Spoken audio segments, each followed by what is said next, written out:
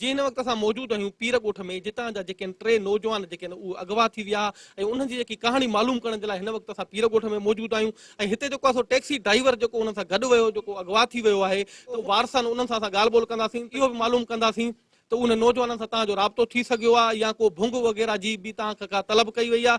अब्दुल खालिक जागीराणी उर्फ ज़ख़्मी जागीराणी ऐं शाहनवाज़ जागीराणी हिन खे किराए ते वठी विया। इहो 16 तारीख़ आचर जो ॾींहुं 12 बजे हितां विया।